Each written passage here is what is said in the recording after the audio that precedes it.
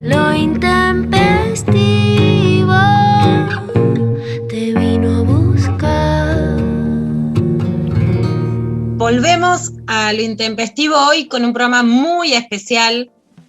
Para mí es una emoción súper grande porque díganme cómo pasé la cuarentena, qué es lo mejor de la cuarentena. Bueno, además de escribir todos los días sobre los temas que tratamos, que nos conmueven, a la noche poder hacer una actividad que para mí fue una forma de supervivencia en esta cuarentena, que es culebronear, con mi hija Uma, que está acá, que además nos unió muchísimo y que realmente nuestra forma de unión y de supervivencia fue viendo culebrones. Nuevos culebrones para mí explican la política latinoamericana mucho mejor que cualquier otro relato, aun cuando, no porque todo lo que digan los culebrones esté bien, pero sí porque hoy se puede entender algo que pasa en América Latina a través de ese momento en el que también hay amor, música, canciones. Para nosotras, por lo menos, las canciones La Reina del Flow ya son un himno familiar y una forma de entender. La actriz de La Reina del Flow, que es el número uno de los culebrones, pero sin ninguna duda, es Carolina Ramírez. Para mí realmente hoy hace muchos años que no estoy temblando como en esta entrevista, y tiene un compromiso social con lo que pasa en Colombia que conmueve.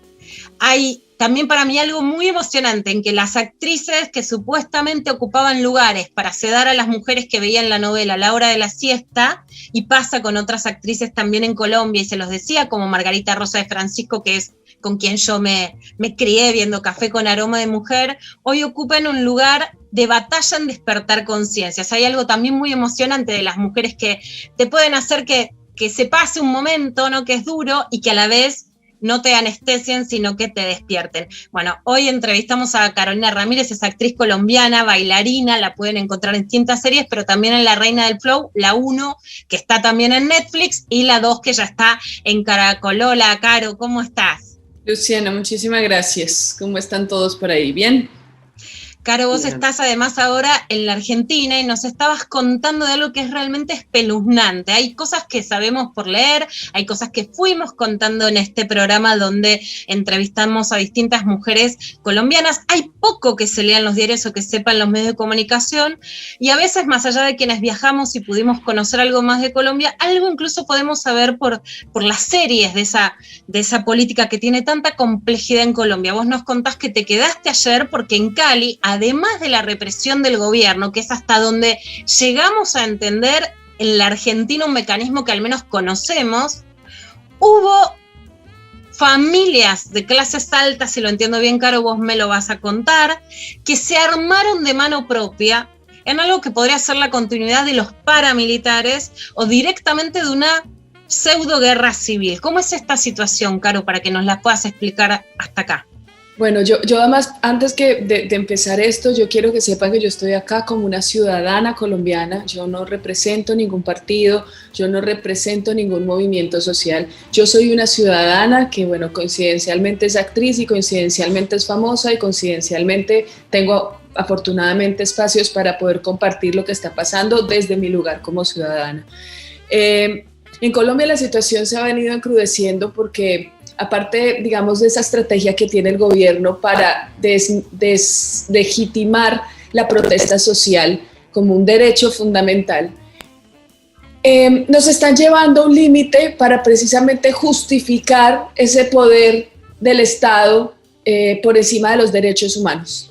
Ayer, varias cadenas, digamos, entre las familias y entre los grupos que pues todos tenemos en WhatsApp, de los amigos del colegio, de muchas partes. Yo estoy muy comunicada con Cali porque mi familia vive en Cali.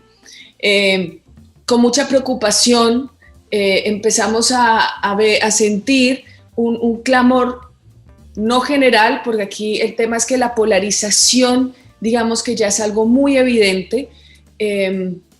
Empezaron a difundir la necesidad de desbloquear la ciudad. La ciudad está bloqueada, obviamente eso ha traído cierto desabastecimiento de comida, de gasolina y todo lo demás, precisamente por el paro, porque el paro no solamente son, para mí, la primera línea que decimos nosotros, que son los muchachos, que son todos estos chicos de estos barrios pobres, vulnerables, que no tienen nada que ya no tienen nada que perder y que están ahí en pie de lucha precisamente protegiendo ciertos puntos de la ciudad, por lo general barrios muy pobres,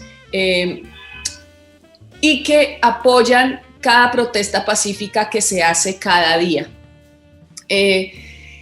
Entonces, digamos que empieza a sentirse la escasez, empieza a sentirse el desespero, no solamente en las clases altas, también en las clases medias, el pequeño empresario, el dueño de su local, que se está viendo afectado porque no están entrando camiones, o si entran son muy limitados, y de alguna manera cierto control también lo ha ejercido pues esos muchachos que están ahí en las barricadas impidiendo que entre algo, hasta que al presidente se le ocurra negociar o se le ocurra pensar en un tipo de diálogo con ellos.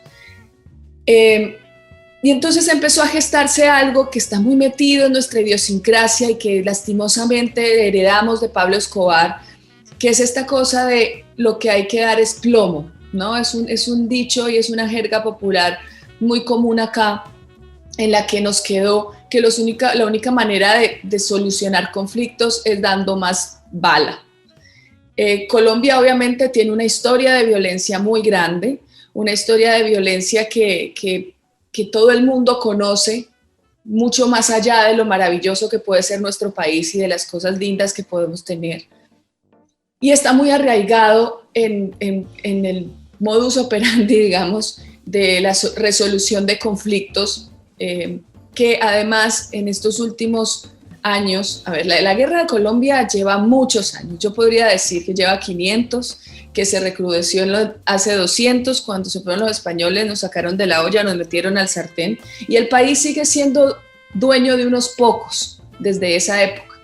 Cuando nace la guerrilla colombiana, que nace más o menos por la época en que muere Gaitán, que eso estamos hablando de los años 40, 50, que muchos campesinos tuvieron que irse al monte y armarse porque nunca, digamos, existió una reforma agraria, porque nunca existieron unas condiciones de vida dignas para quien vivía en el campo, y porque pues la represión siempre ha sido sistemática y siempre ha sido igual. Nosotros nunca, por ejemplo, dejando al lado que la izquierda es nuestra salvación, ¿no?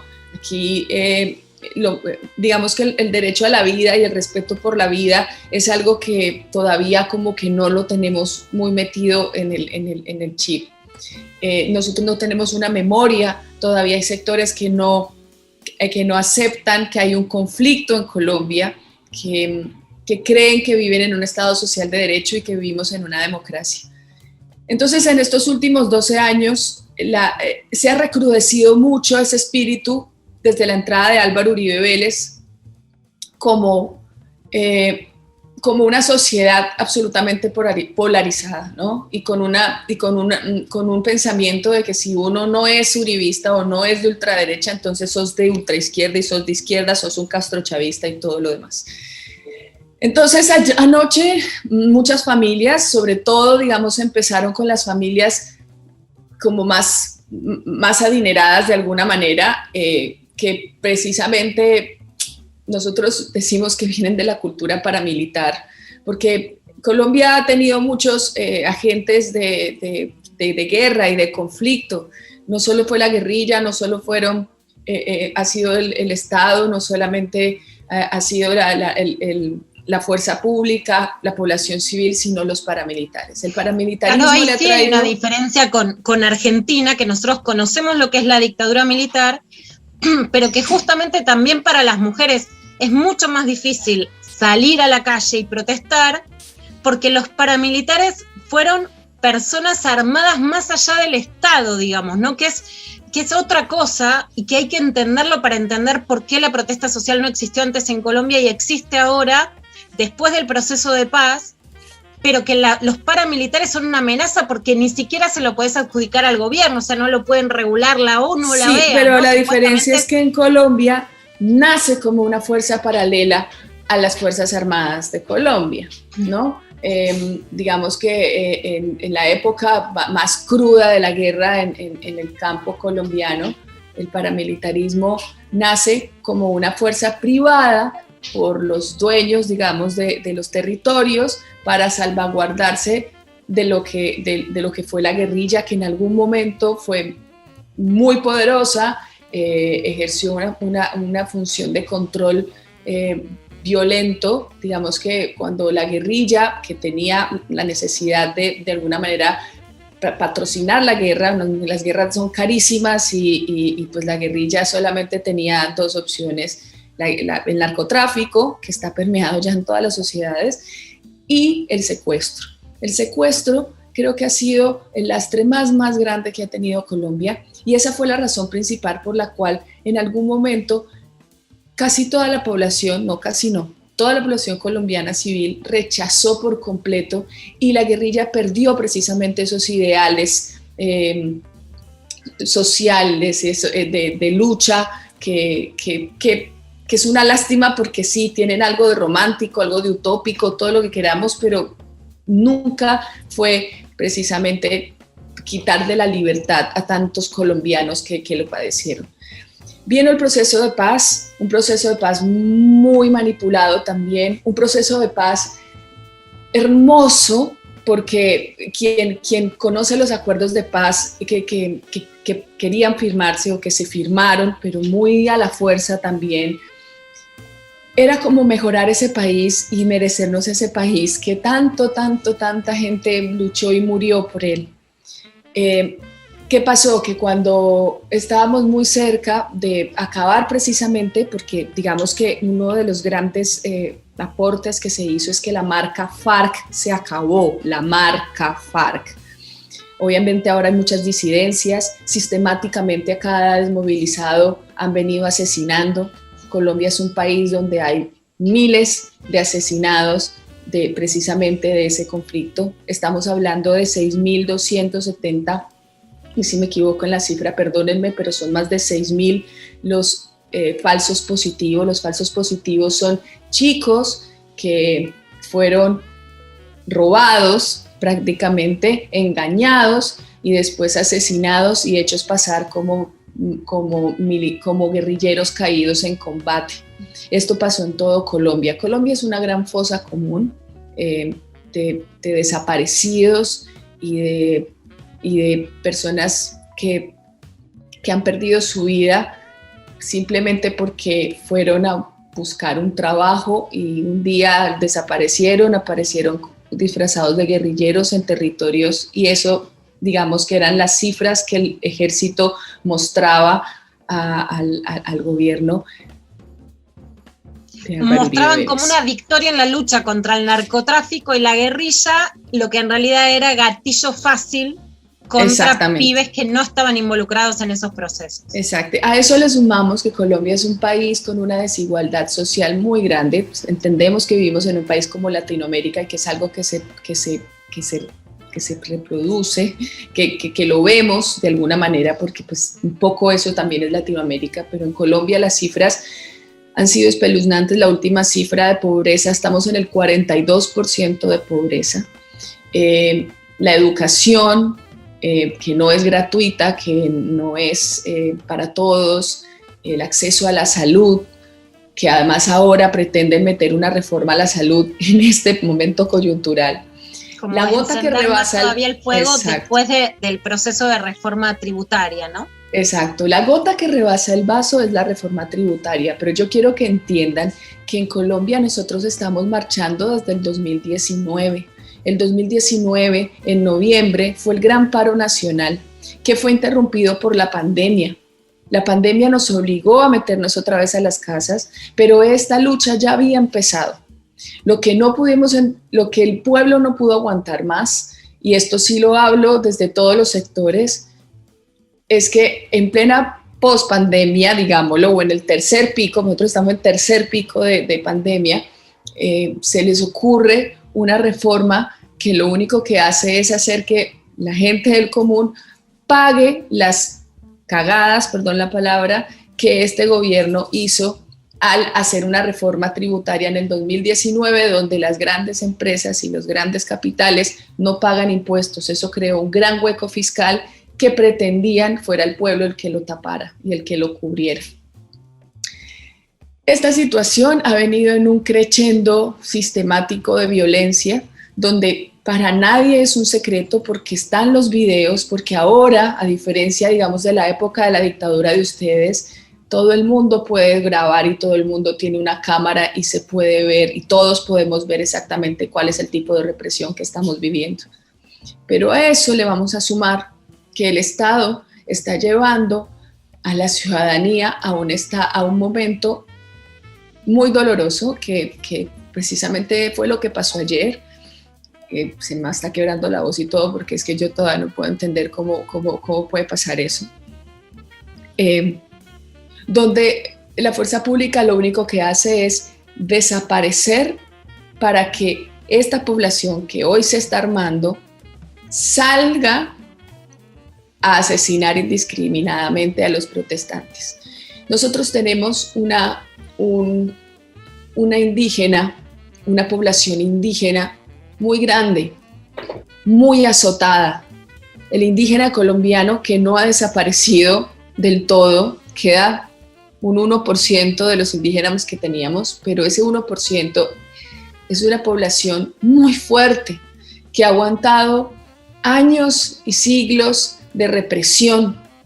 Han sobrevivido a paramilitares, han sobrevivido a guerrilla, han sobrevivido al Estado, han sobrevivido a todo y ellos son una fuerza muy importante, eso se llama la minga o la guardia indígena, siempre que hay una manifestación en Colombia, porque nosotros hemos venido a empezar, o sea, desde el gobierno de Santos, Colombia empezó a manifestarse otra vez. Colombia no se manifestaba precisamente por el miedo que sentía el manifestante a ser fichado de alguna manera. Nosotros empezamos otra vez a marchar por muchas razones. Nunca voy a olvidar, por ejemplo, la primera vez que marché en Colombia, en Bogotá, por la marcha de los estudiantes. Querían hacer una reforma estudiantil y fueron los estudiantes del país que caminaron desde sus ciudades hasta Bogotá y esa ley pudimos tumbarla.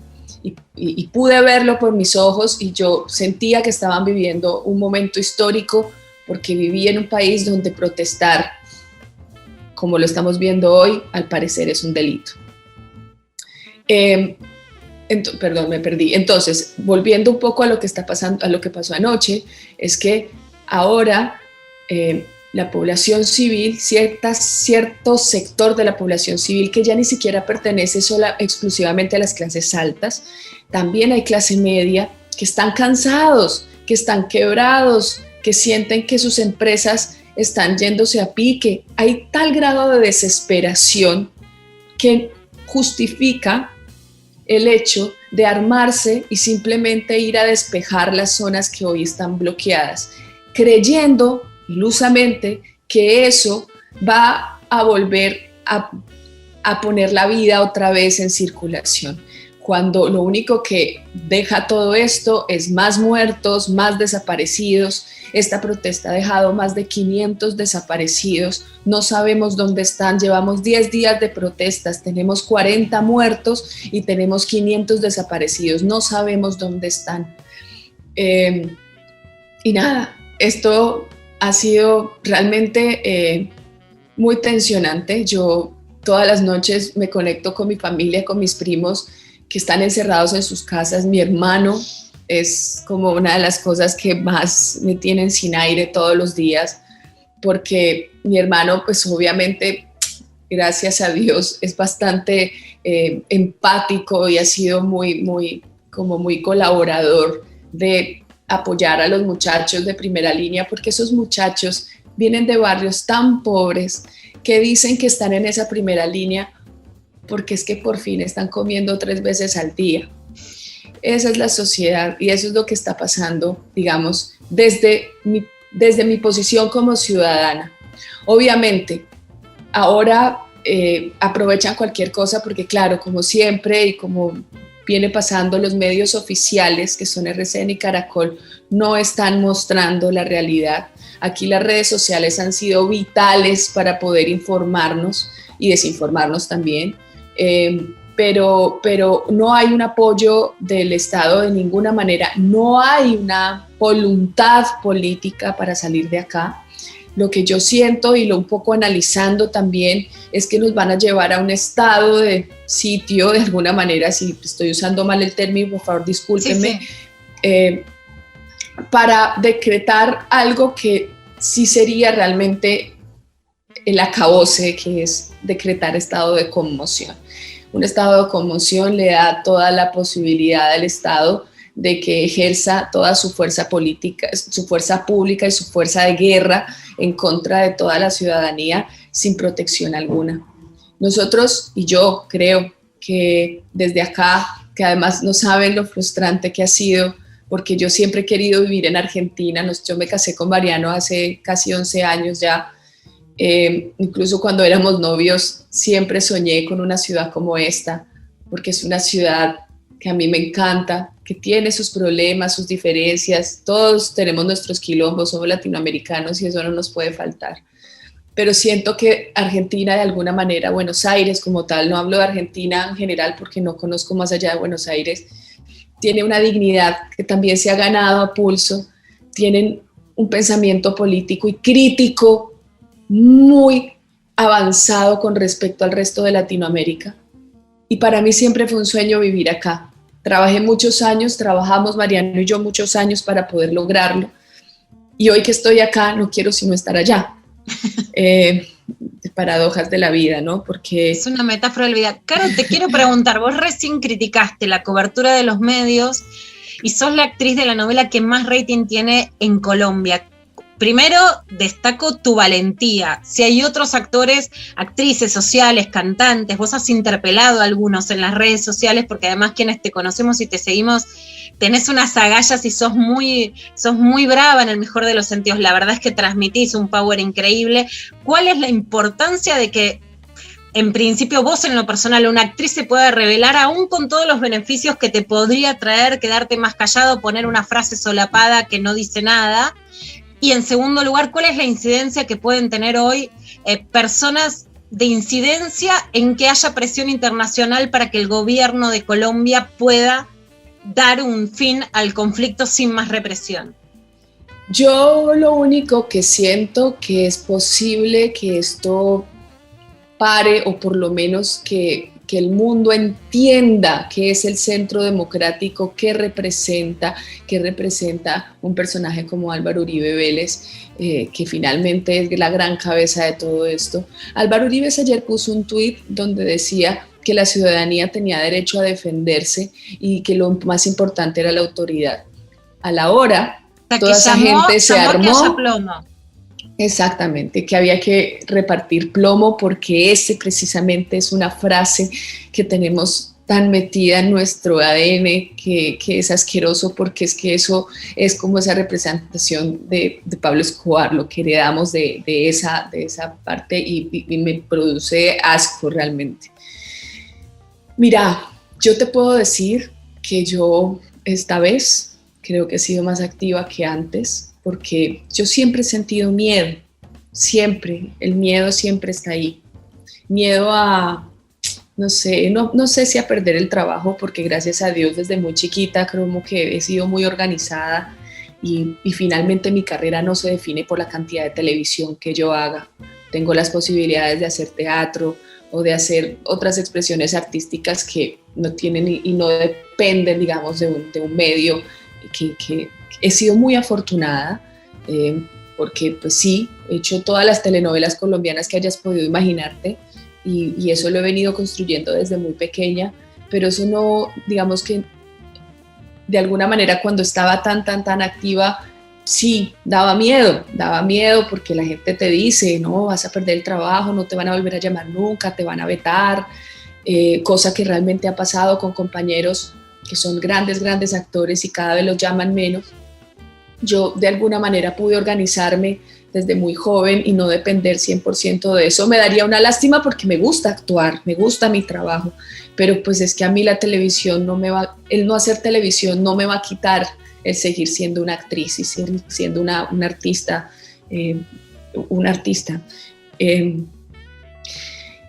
pero es que esta vez era imposible quedarse callado. Yo creo que hay un momento en el que es tanto que si te quedas callado, haces parte, precisamente sos cómplice de lo que pasa. Yo, obviamente, siendo siempre muy inconsciente del poder que puedo llegar a tener, porque no me gusta ser consciente, porque creo que para el ego a veces eso no es como muy sano, y yo sí insisto siempre en ser una ciudadana común y en no valerme, digamos, de ese cierto poder que el ser popular, famoso o lo que sea te da. Nunca he querido abusar de eso, nunca he querido que eso me defina a mí como persona. Yo, Carolina Ramírez, seré siempre y soy una ciudadana más que paga impuestos como todo el mundo, que va al baño como cualquier ser humano y quiero, digamos, seguir sosteniéndome en eso, porque tampoco quiero convertirme en un producto que después manipulen. Y lo pude ver, porque muchos de los twitters o de las cosas que publiqué se volvieron tema de periodismo y tema de artículos y tema de difusión, más allá precisamente de lo que estaba pasando en el paro. Sí, me indigna que por haberle contestado un tuit a Carlos Vives, eso me haya pues posicionado como la gran heroína de Colombia, porque tampoco esa era la idea. De hecho, el tuit yo lo retiré, y no lo retiré porque me arrepiento de lo que haya dicho, ni mucho menos, pero sí pude ver, digamos, con mis propios ojos y de frente esa repercusión mediática en la cual uno termina siendo también manipulado, porque finalmente el mensaje que necesitamos difundir, y arranco aquí, es que la vida es sagrada y que en Colombia merecemos protestar pacíficamente y merecemos que el Estado salvaguarde nuestra vida. Necesitamos quitarnos este estigma de que es que las cosas se solucionan con más plomo, porque es que este es el chip que nos han metido los últimos 12 años, los últimos 40 años, los últimos 50 años y los últimos 500 años. Colombia es un país lleno de gente muy talentosa, con gran intelectualidad también, con grandes artistas, un país, pero demográficamente, y perdónenme ahí que les diga, superior en todos los sentidos. Nosotros tenemos una fauna y una flora que no tienen muchos países del mundo, una ubicación geográfica que precisamente también yo creo que es nuestro gran estigma, porque el narcotráfico, que es algo tan permeado, digamos, en Latinoamérica y ha sido nuestro lastre durante toda la vida, en este país no hay manera de controlarlo porque ya está en manos de quienes hoy nos gobiernan. Para mí, Colombia es un país con un Estado narco, un Estado mafioso, un Estado con una institución podrida, llena de gente con mucho poder y armada hasta los dientes. Entonces, estoy, obviamente, yo como ciudadana, y comparto esto con muchos de los ciudadanos que conozco y muchos otros también que están tan preocupados, pero que estamos desviando precisamente cuál es la importancia y qué es lo que estamos defendiendo acá. Sí, hay escasez, hay desabastecimiento, estamos en una situación sin precedentes, viniendo de un país que ha estado en guerra más de 50 años. ¿Saben qué es lo que está pasando? Que lo que pasó en el campo durante 50 años se nos vino a la ciudad. El campo colombiano ha vivido esta guerra durante 50 años y es ahora en las ciudades donde lo estamos viendo con nuestros propios ojos. Y nosotros, creo que solo la comunidad internacional y que el mundo sepa que es el Estado colombiano, no es la guerrilla ya es otro asunto. Nos están queriendo meter que la guerrilla está metida acá, que las fuerzas de izquierdo castrochavistas están metidas acá, y ese dejó de ser el discurso hace mucho tiempo, pero hay mucho colombiano de a pie que todavía lo tiene y que todavía está convencido que es que la culpa es de la izquierda y es que la culpa es de otros y no se dan cuenta que la culpa siempre ha sido de nosotros, que vamos a votar poquitos porque en Colombia el voto no es obligatorio y que siempre durante tantos años hemos dejado que unos pocos pongan a un Congreso asqueroso y nefasto, gigante, que mantenemos con el sudor de la frente todos los colombianos de a pie. Perdónenme si yo me considero una colombiana de a pie, porque obviamente yo desde el privilegio puedo decir muchas cosas, pero sí conozco al ciudadano de a pie, tengo familia ciudadana de a pie y por ellos también hablo, aunque yo esté en el privilegio de ser un artista, que como artista me da la posibilidad de estar un poco en el medio de uno y del otro. Caro, te quiero preguntar por las mujeres en este proceso.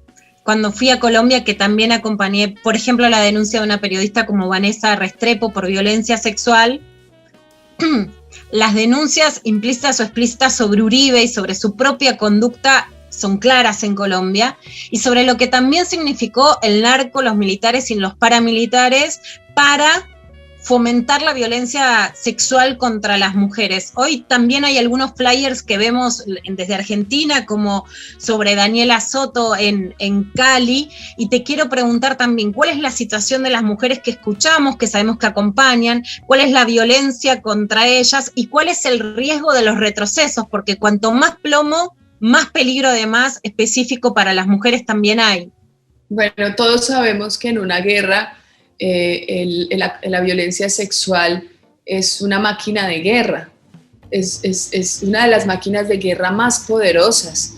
El campo lo ha vivido en carne propia cuando en las tomas paramilitares, en las tomas guerrilleras, la cantidad de violaciones a mujeres sistemática que han padecido.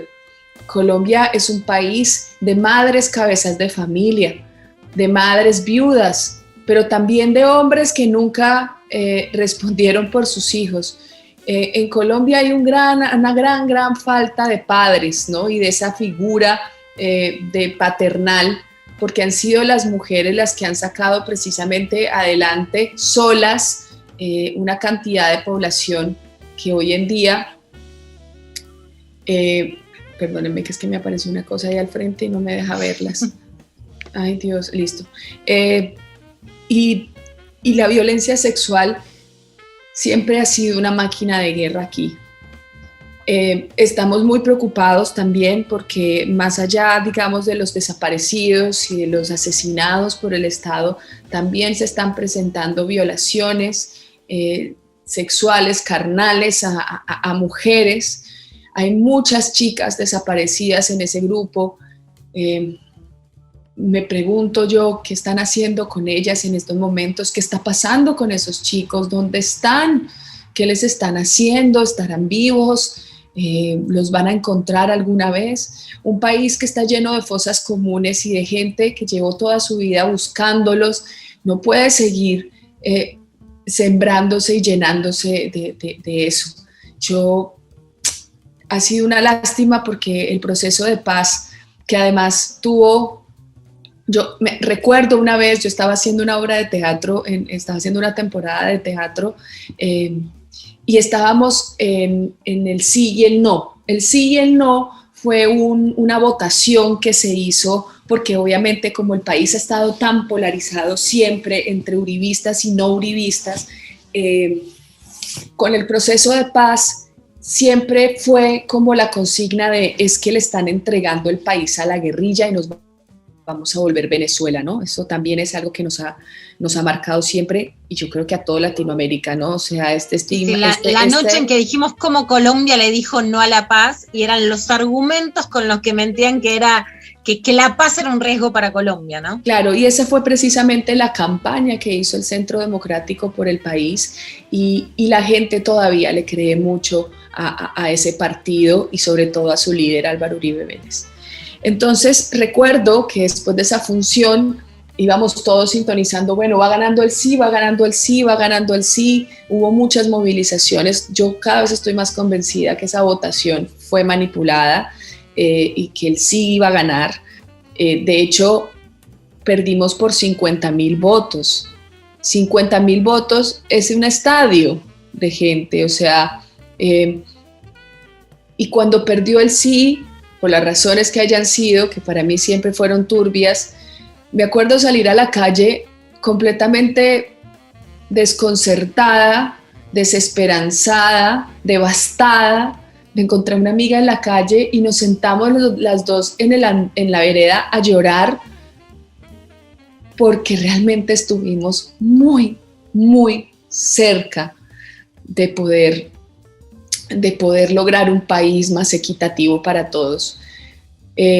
No entendieron el mensaje, no leyeron los acuerdos, pero el acuerdo básicamente lo que hacía era empezar a ejercer la Constitución del año 91, que es una muy buena Constitución, pero que no se ejerce y que no se practica. Y digamos que ese fue como uno de los grandes sucesos muy dolorosos de lo que pasó.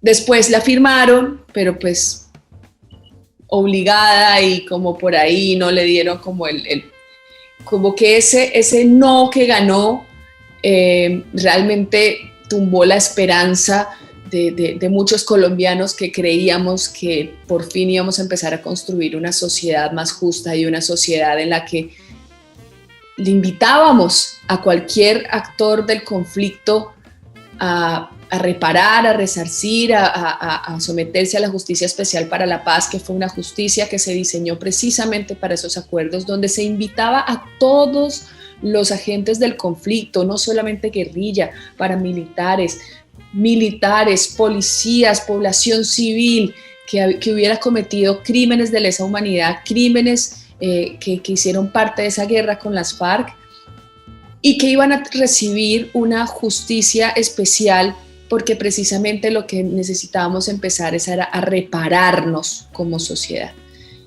a contar la verdad, a decir dónde estaban los muertos, a decir dónde estaba la gente desaparecida, y eso de alguna manera iba a poder crear esa memoria de la guerra que hoy ustedes tienen tan clara y que tienen tan puesta, tanto museo de la memoria, tanto museo de los caídos. O sea, ustedes tienen, y eso es una de las cosas que yo realmente admiro de esta ciudad y de este país, es que la dictadura fue y es cero tolerancia a algo que vuelva a medio parecérsele. Supe, y esto obviamente yo no estoy muy enterada de la historia argentina profunda, pero lo sé pues porque estoy casada con un argentino que además se interesa mucho por su país y me cuenta todas sus historias. Sé que por 2 muertos y mucho menos a un presidente le tocó salir en un helicóptero. Nosotros llevamos en estos momentos 40 muertos, 500 desaparecidos en 10 días, y la orden del presidente anoche fue: tienen derecho a matar. Salgan y defiendan lo suyo, que tienen todo el derecho. Tanto así que las Fuerzas Armadas están con estas personas. Yo no entiendo cómo en un país donde en teoría el porte de armas es ilegal, todos tienen un arma y frente a la policía disparan y la policía no hace nada, no hace nada.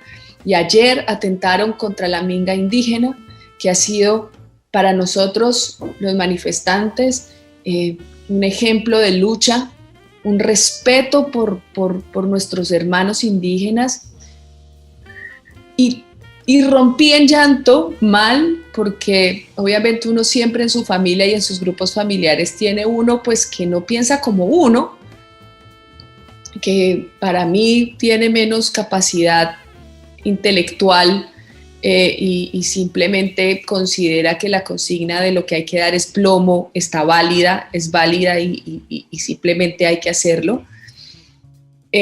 Corrió como un panfleto de alguna manera, como un artículo desprestigiando a los indígenas, acusándolos de guerrilleros, de narcotraficantes y más o menos justificando que en estos momentos estuvieran dándoles, o sea, los estuvieran agarrando a tiros, simplemente estaba justificado. Obviamente esto en la familia generó un revuelto donde todos reaccionamos según nuestras posiciones, y ahí realmente sentí en carne propia el conflicto que estamos viviendo, porque si esto pasa en mi familia, no quiero imaginarme lo que está pasando en cada familia de los colombianos. Así que nada, yo te agradezco mucho de verdad este espacio. Yo vuelvo y repito, hablo como una ciudadana, no represento ningún partido, no represento ninguna asociación de nada. Soy una colombiana preocupadísima por la situación, soy caleña, así que me duele mucho más lo que está pasando, porque amo mi ciudad, porque una ciudad como Cali, que tiene tanto para ofrecerle al mundo a nivel cultural, una ciudad que siempre se ha destacado por su alegría, por una sociedad que ha salido adelante con la música, con la danza, con el deporte,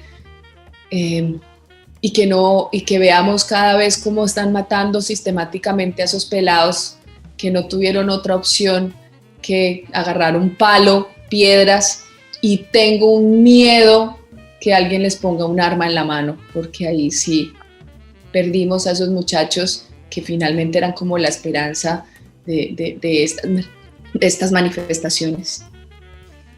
Caro, yo te agradezco muchísimo con todo el corazón por lo que significa, por la valentía, además de ser una actriz que hoy tiene esa resonancia y que está ayudando desde Argentina para la paz en Colombia. Entender a Colombia hoy es entender a América Latina, la complejidad en la que han derivado las dictaduras militares y la complejidad que es hoy pedir por la palabra paz. Y aunque parezca difícil, hay que volver a entenderla, pedir paz y no a la represión de la protesta social, sino el diálogo para generar sociedades menos desiguales. Te agradezco de todo corazón, es esclarecedor y emocionante escuchar lo que pasa y por supuesto la solidaridad desde acá para Colombia, especialmente para el pueblo caleño. Muchísimas gracias y de verdad desde acá a todos los argentinos que adoro, que son mi familia y que también me siento parte de ustedes y han sido siempre de verdad unos grandes anfitriones, pero también con un pensamiento crítico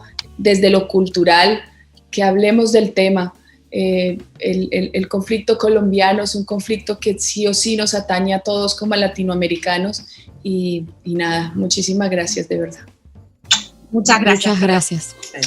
Darío Stanraiver, Luciana Pecker, María Stanraiver. Lo intempestivo. De 11 a 13. En 93.7. Nacional Rock.